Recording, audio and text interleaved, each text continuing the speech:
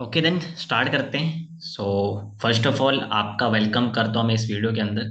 आई hope so कि ये जो वीडियो है मेनली जो मैंने रिकॉर्ड करी है, यहाँ पे आपको ना सिखाने के लिए वीडियो मैंने रिकॉर्ड करी है। वैसे जो आज मैं टॉपिक आप लोग के साथ डिस्कस करने वाला हूँ ना, इस बिजनेस का बहुत ही ज्यादा मोस्ट इंपॉर्टेंट टॉपिक आपको आज पता चलने वाला है, ठीक है।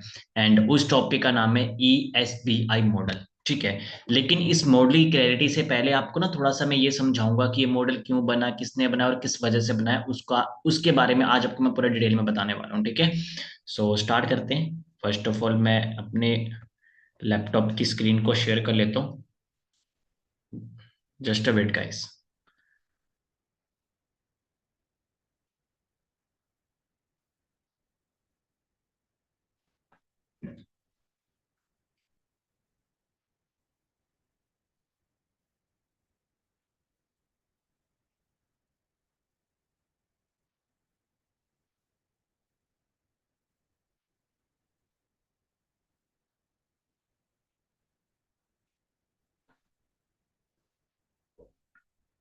आई होप सो कि आपको ना स्क्रीन अच्छे से दिख रही होगी, पूरा क्लियर दिख रहा होगा। ओके देन स्टार्ट करते हैं। सो देखो, आज की मीटिंग का जो टॉपिक रहने वाला है वो रहने वाला है ESBI मॉडल। देखो, ESBI मॉडल को क्लियर करने से पहले ना थोड़ा सा आज हम बात करेंगे एजुकेशन सिस्टम के ऊपर। किसके ऊपर? एजुकेशन सिस्टम के ऊपर। अब देखो, बचपन से लेके इंडिया के अंदर जो बच्चों की प्रोग्रामिंग की जाती है वो कैसे की जाती है। बचपन से लेके हमें क्या सिखाया जाता है? बेटा, पढ़ो लिखो तभी लाइफ में कामयाब हो पाओगे। बचपन से लेकर आज तक सक्सेस का सिर्फ एक ही मीनिंग निकल कर बाहर आया है, वो है आपकी स्टडी, पढ़ाई। जितना आप पढ़ोगे लाइफ में उतना कामयाब बनोगे। देखो, मैं ये नहीं बोलता कि स्टडी इंपॉर्टेंट नहीं है या फिर स्टडी करने से कामयाबी नहीं मिलती, लेकिन ये सरासर गलत चीज है कि सिर्फ स्टडी करने से ही कामयाबी मिलती है।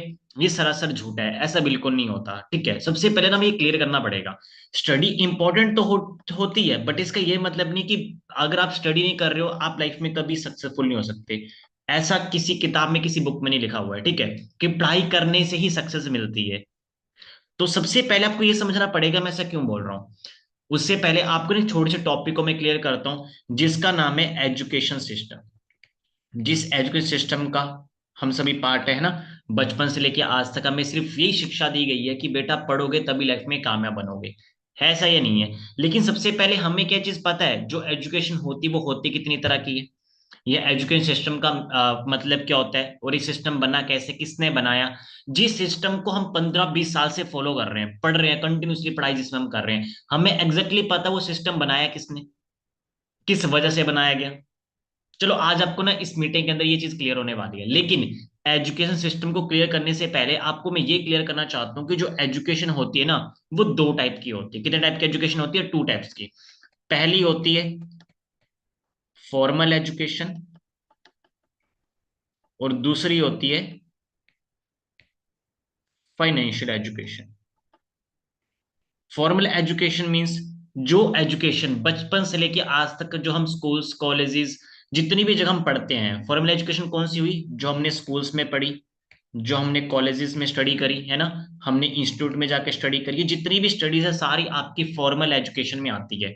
और आज के टाइम पे ना अगर मैं हर एक स्टूडेंट से क्वेश्चन पूछूं, भाई आप पढ़ क्यों रहे हो, आप स्टडी क्यों कर रहे हो, तो 90% लोगों का 90% लोगों का आंसर क्या होता है कि सर लाइफ में ना कामयाब होना है ना।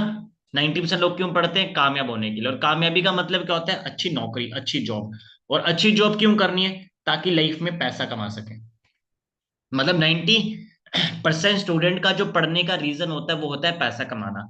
हमने फॉर्मल एजुकेशन को ना सिर्फ पैसे से कंपेयर गया हुआ है कि भाई अगर हम अच्छा पढ़ेंगे तभी लाइफ में अच्छा पैसा कमाएंगे, बट ये रियलिटी नहीं है।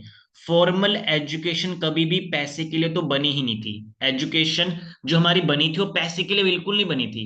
एजुकेशन इसलिए नहीं बनी कि आप जाके कहीं पे जॉब करो पैसा कमाओ, note.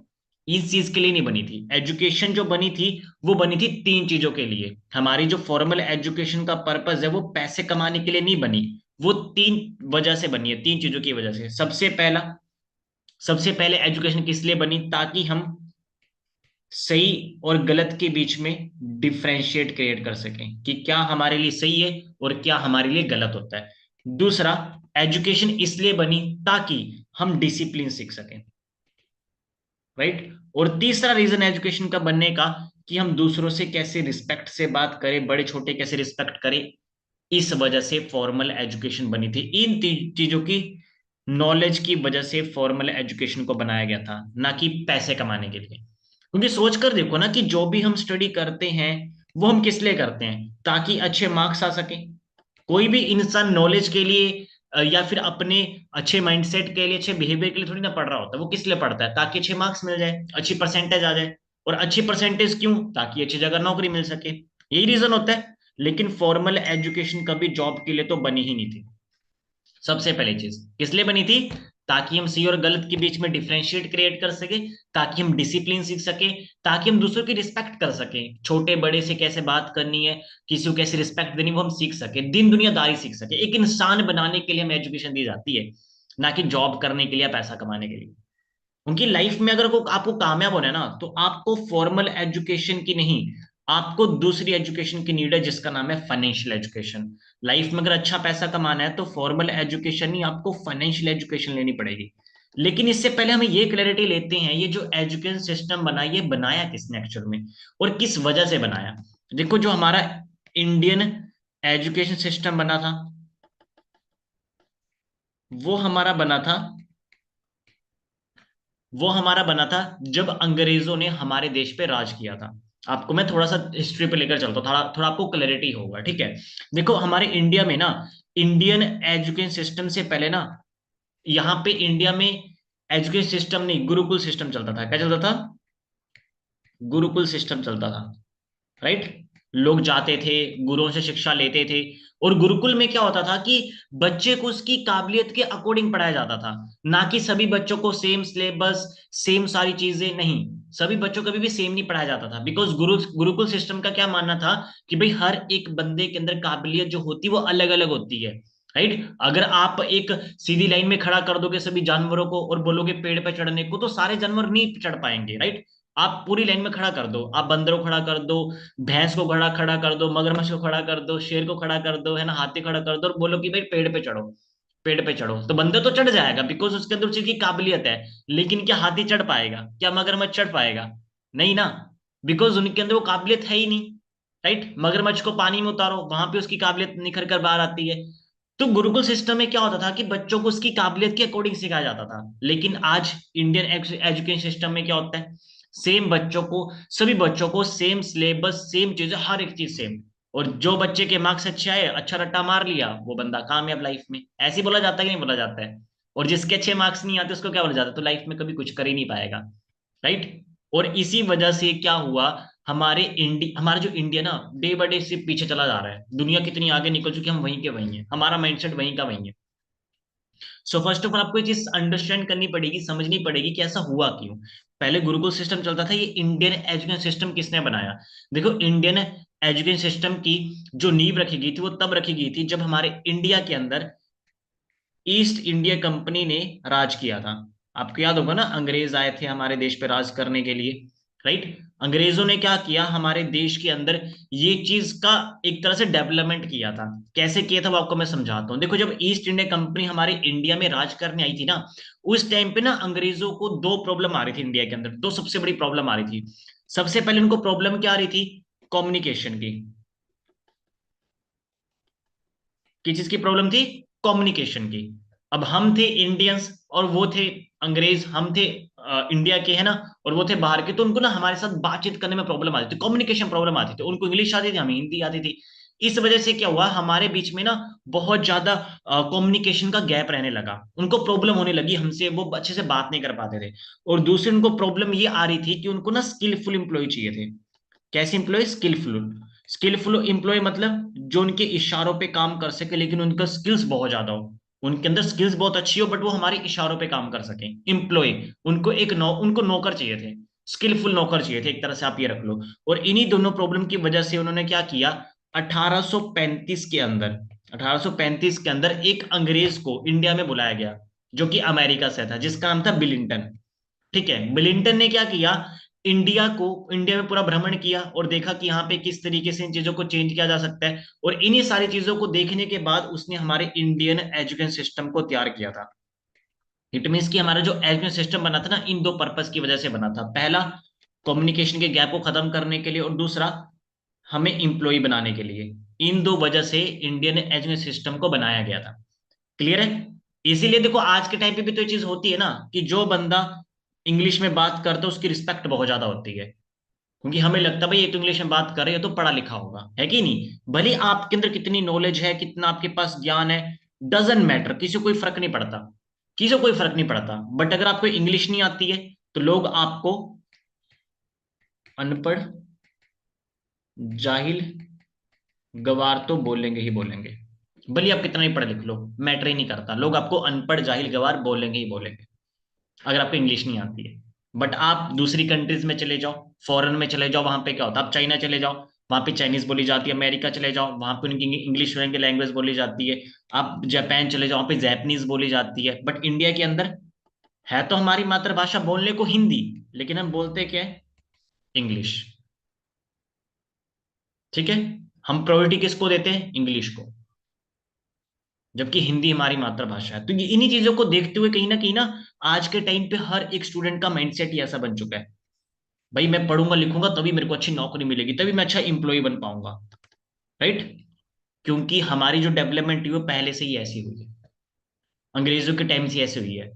So we need to change, हमें देखो खुद को ना चेंज करना पड़ेगा। सो अगर आपको लाइफ में अच्छा पैसा कमाना है ना, तो जो एजुकेशन आप ले रहे हो सिर्फ आपको उसी पे डिपेंडेंट नहीं रहना है, आपको साथ साथ में एक और एजुकेशन खुद के अंदर बिल्ड करना है, और उस एजुकेशन का नाम है फाइनेंशियल एजुकेशन, जिसको हम बोलते हैं पैसे की नॉलेज।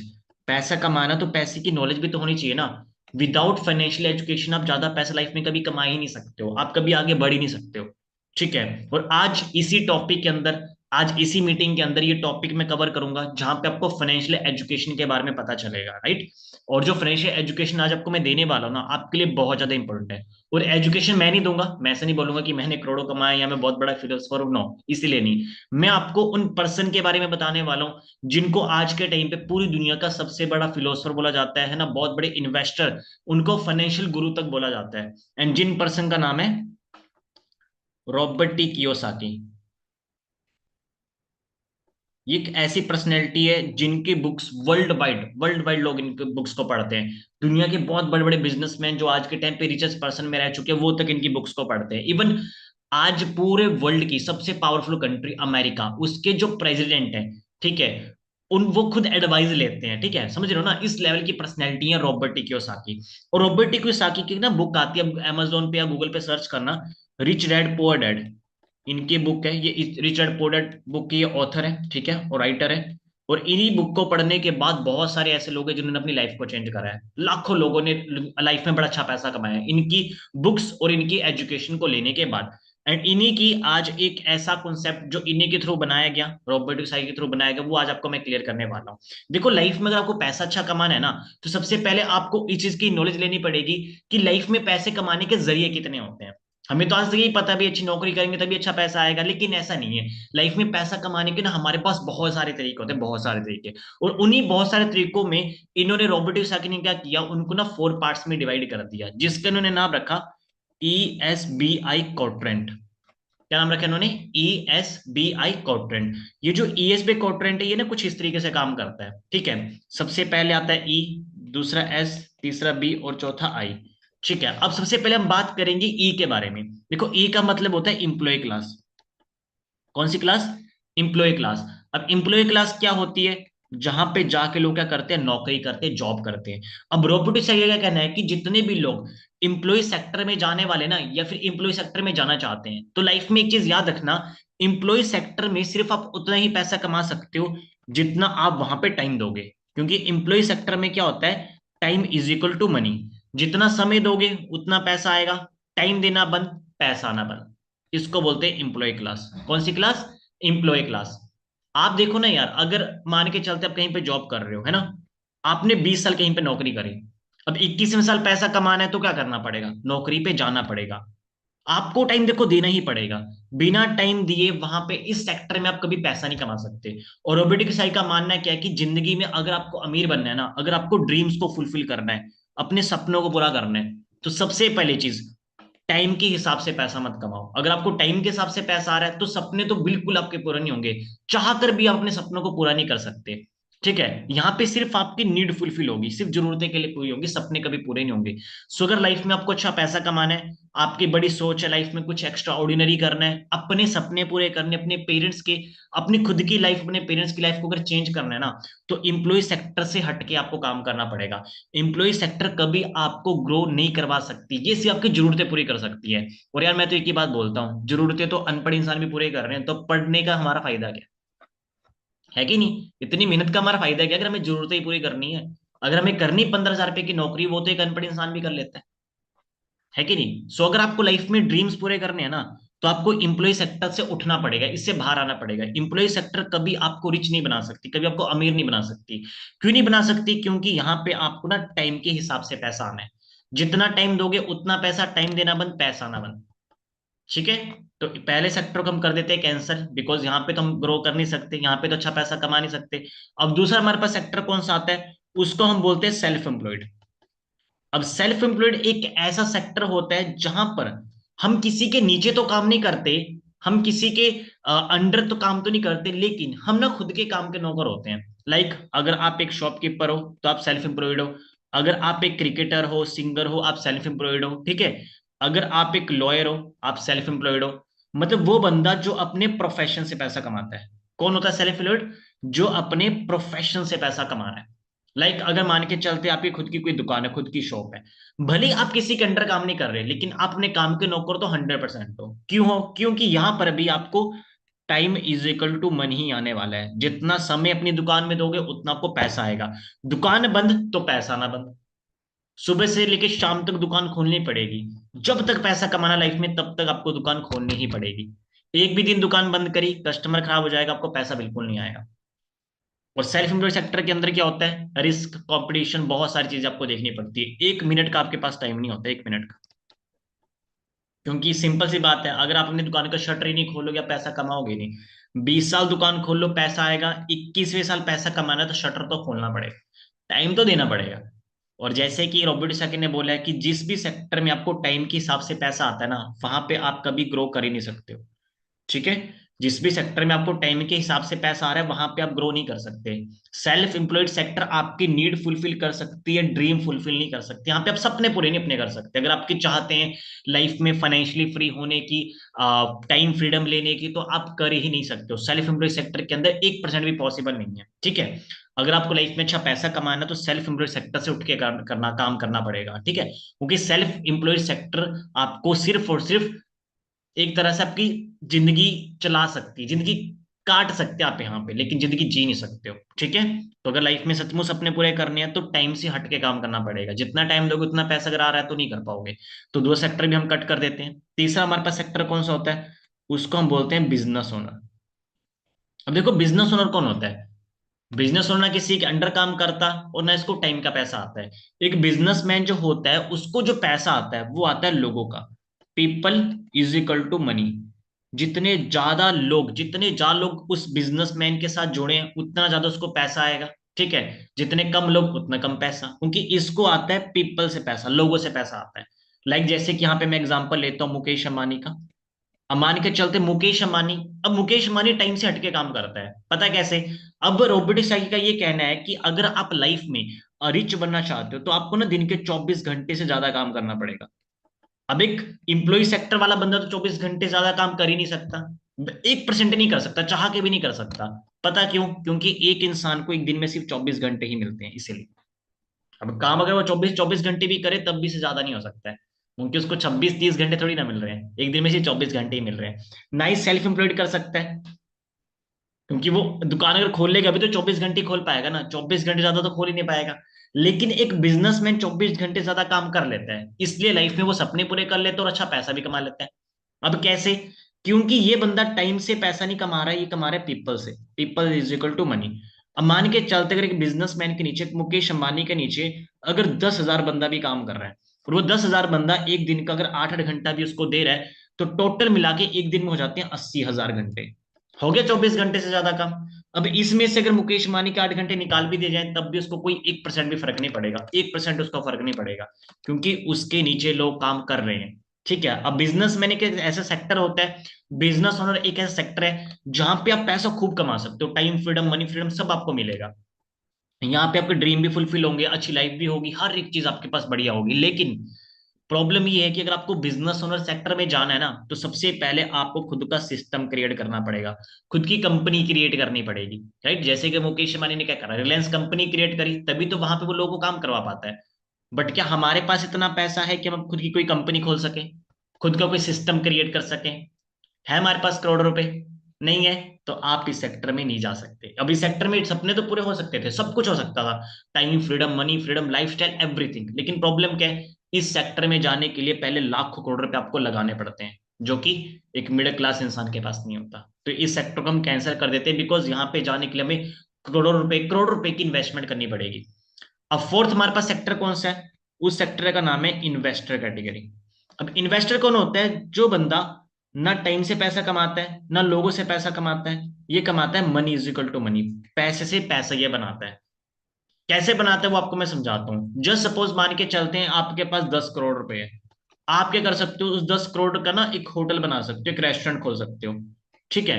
अब उस होटल रेस्टोरेंट को आप लीज पे दे दो, आप रेंट पे चढ़ा दो। आपको एवरी मंथ इनकम आ रहा है, एवरी मंथ सॉरी रेंट आ रहा है। आपको एवरी मंथ रेंट आ रहा है। उस रेंट के लिए आपको क्या करना पड़ रहा है? कुछ नहीं करना पड़ रहा। बस आपने एक बार होटल बनाने पे पैसा लगाया। क्लियर हुआ? Money is equal to money. जितना ज्यादा पैसा लगाओगे उतना ज्यादा पैसा बनाओगे। लेकिन प्रॉब्लम क्या है, इन्वेस्टर कैटेगरी में जाने के लिए भी आपको लाखों करोड़ रुपए की इन्वेस्टमेंट पहले करनी पड़ेगी। यहाँ पे आपको time freedom, money freedom, lifestyle, everything मिलेगा, लेकिन यहाँ पे जाने के लिए आपको करोड़ रुपए इन्वेस्ट भी करने पड़ेंगे, खर्च करने पड़ेंगे। है हमारे पास लाखों करोड़ रुपए है बैंक अकाउंट में पड़े हुए, 50-60 करोड़ नहीं है। तो इस सेक्टर में भी आप नहीं जा सकते। यहाँ पे ड्रीम तो फुलफिल हो सकता था, लेकिन यहाँ पे जाने के लिए पहले हमें पैसा चाहिए। तो ये लाइफ में हमारे चार कैटेगरी है जहां से हम पैसा कमा सकते हैं, ESBI। अब रोबोटिक साकी ने क्या करा, इन चार सेक्टर को ना दो दो में डिवाइड कर दिया। क्या करा, इन चार सेक्टर को दो दो में डिवाइड कर दिया। इस तरीके से बीच में इन्होंने एक लाइन लगा दी। ठीक है। और किया क्या, ए सेक्टर को नाम दे दिया ए कैटेगरी का, और बी सेक्टर को नाम दे दिया बी कैटेगरी का। कौन कौन से दो सेक्टर हैं? ए सेक्टर को एक ई और एस को ए कैटेगरी का नाम दे दिया, और बी और आई को बी कैटेगरी का नाम दे दिया। और उन्होंने एक फैक्ट बताया। फैक्ट क्या बताया कि पूरे वर्ल्ड के जो 95% पॉपुलेशन है ना, पूरे वर्ल्ड की जो 95% पॉपुलेशन है, वो ए कैटेगरी में काम कर रही है। और पूरे वर्ल्ड की सिर्फ 5% ऐसी पॉपुलेशन है जो बी कैटेगरी में काम कर रही है। ये तो हो गया पहला फैक्ट। और दूसरा सबसे इंपॉर्टेंट फैक्ट जो उन्होंने बताया, कि जो ए कैटेगरी है वहां पे लोग तो 95% है, लेकिन पैसा उनके पास कितना है? सिर्फ 5%, सिर्फ 5% उनके पास पैसा है। और बी कैटेगरी वालों के पास पूरी दुनिया का 95% पैसा पड़ा हुआ है। मतलब कि 95% लोग 5% पैसा लेकर बैठे हैं, और 5% लोग के पास 95% मनी है। पूरे वर्ल्ड का सबसे ज्यादा पैसा बी कैटेगरी वालों के पास है। अब आपसे मेरा एक क्वेश्चन है कि अगर आपको अच्छा पैसा कमाना है, तो आपको क्या करना पड़ेगा? ए कैटेगरी में काम करना पड़ेगा या बी कैटेगरी में काम करना पड़ेगा? अब ज्यादा लोग का आंसर क्या होगा कि सर ए कैटेगरी में, बी कैटेगरी में काम करना पड़ेगा। बट हम करते क्या है काम? आज हम मेहनत किसके लिए कर रहे हैं? बी कैटेगरी में जाने के लिए, ए कैटेगरी में जाने के लिए? हम मेहनत कर रहे हैं ए कैटेगरी में जाने के लिए। दिन रात जो मेहनत कर रहे हैं वो ए कैटेगरी में जाने के लिए कर रहे हैं, जबकि अच्छा लाइफस्टाइल तो हमें बी कैटेगरी में मिलेगा। सो सबसे इंपॉर्टेंट क्वेश्चन ये आता है कि आज के टाइम पे हमारे पास कोई ऐसा सिस्टम है, कोई ऐसा काम है जो हमें ए कैटेगरी से बी में लेके आ सके? है ऐसा कोई काम जो हमें ए कैटेगरी से बी में लेके आ सके? है आपके माइंड में ऐसा कोई चीज? क्योंकि बी कैटेगरी में आने के लिए तो आपको करोड़ रुपए की इन्वेस्टमेंट करनी पड़ती है। और इसी चीज को देखते हुए रॉबर्ट कियोसाकी ने क्या करा, हमें चीज की क्लैरिटी दी कि बी कैटेगरी में आना हमारे लिए इंपॉर्टेंट कितना है। एंड आज इस कॉन्सेप्ट के अंदर इस चीज का मैं आपको आंसर देने वाला हूं कि किस तरीके से बिना करोड़ रुपए इन्वेस्ट करे आप बी कैटेगरी में आ सकते हो। उसके लिए क्या करना पड़ेगा, समझना ध्यान से। देखो, बी कैटेगरी में अगर आपको आना है ना, तो आपको खुद का ना सिस्टम क्रिएट करना पड़ेगा, करोड़ रुपए खर्च करने पड़ेंगे खुद की कंपनी खोलने के लिए। बट कैसा रहेगा अगर वही सिस्टम आपको मैं क्रिएट करके दे दूं, बना बनाया रेडीमेड सिस्टम अगर आपको मैं दे दूं, तो कैसा रहेगा? आपको सिस्टम बनाने के लिए, कंपनी खोलने के लिए, प्रोडक्ट के लिए, फैक्ट्री के लिए, मशीनरी के लिए कोई लाखों करोड़ रुपए की इन्वेस्टमेंट नहीं करनी पड़ेगी। आपको मैं एग्जांपल देकर समझाता हूँ। एक साइड अगर आप बी कैटेगरी में जा रहे हो तो आपको कंपनी खोलनी पड़ेगी, प्रोडक्ट बनाना पड़ेगा, फैक्ट्री चाहिए, मशीनरी चाहिए, लेबर चाहिए, ट्रांसपोर्ट चाहिए, एवरीथिंग आपको करना पड़ेगा, एडवर्टीजमेंट करनी पड़ेगी, करोड़ रुपए की इन्वेस्टमेंट आपको यहाँ पे करनी पड़ेगी। बट इसके बजाय अगर मैं आपको ये पूरा का पूरा सिस्टम रेडीमेड दे दूं, मैं बोलूं कि आप करोड़ रुपए खर्च ना करो, बट ये सिस्टम आपको पूरा का पूरा मिल जाएगा, तो कैसा रहेगा? बढ़िया रहेगा। और इसी सिस्टम का नाम क्या है? Forever living products. फॉरएवर ये एक ऐसा सिस्टम है जो कि हमें हर एक चीज क्रिएट करके देता है, पहले से क्रिएट करके देता है, रेडीमेड हमें मिल जाता है पूरा का पूरा सिस्टम। बस हमें यहाँ पर क्या करना है, पूरा सिस्टम में रेडीमेड क्रिएट करके मिल गया, हमें सिर्फ यहाँ पे आगे काम करना है, खुद का बिजनेस बिल्ड करना है, दैट्स इट। बट देखो, अब ये इंपॉर्टेंट चीज क्या आई कि फॉरएवर हमें रेडीमेड सिस्टम तो मिल गया, लेकिन इस सिस्टम में काम करने के लिए हमें नॉलेज और एफर्ट तो देखो करना पड़ेगा। ठीक है, क्योंकि सिस्टम भले बड़ा इजी है, बड़ा अच्छा है, लेकिन मेहनत भी तो होगी ना। सो फर्स्ट ऑफ ऑल आपको क्या करना है, इस सिस्टम में काम करने से पहले इस सिस्टम की ना प्रॉपर आपको नॉलेज लेनी है। क्या लेनी है? प्रॉपर नॉलेज आपको लेनी है। और प्रॉपर नॉलेज आपने थ्री बेसिस पे लेनी है, तीन चीजें आपने डिटेल में फॉरएवर की अंडरस्टैंड करनी है। सबसे पहले आपने फॉरएवर की प्रोफाइल को पूरा डीपली अंडरस्टैंड करना है। दूसरा, आपने फॉरएवर की प्रोडक्ट्स की अच्छे से नॉलेज लेनी है। और तीसरा, फॉरएवर के बिजनेस मॉडल की आपने नॉलेज लेनी है। ठीक है। और जब इन तीन चीजों की आपको नॉलेज हो जाएगी तो आपको ऑटोमेटिकली समझ में आ जाएगा किस तरीके से आपको इस काम को आगे बिल्डअप करना है। क्लियर है? सो आई थिंक सो कि इस मीटिंग के अंदर आपको क्लियर होगा हुआ होगा ESBI कॉन्ट्रैक्ट के बारे में। ठीक है। सो आज की इस मीटिंग को हम एंड करते हैं यहीं पे, है ना? आई होप कि आपने सीखी होंगी चीजें, अंडरस्टैंड करी होंगी। बाकी नेक्स्ट जो टॉपिक है उसके लिए नेक्स्ट वीडियो आप लोग को प्रोवाइड कर दी जाएगी। बाकी इसकी अच्छे से प्रैक्टिस करें, फिर से एक बार इसको रिवाइज करें जो मैंने चीजें बताई हैं, और अंडरस्टैंड करें। और खुद से भी तीन चार वीडियोस देखने के बाद इसको ना अच्छे से प्रिपेयर करें। बाकी मेरी तरफ से all the best, bye bye, take care.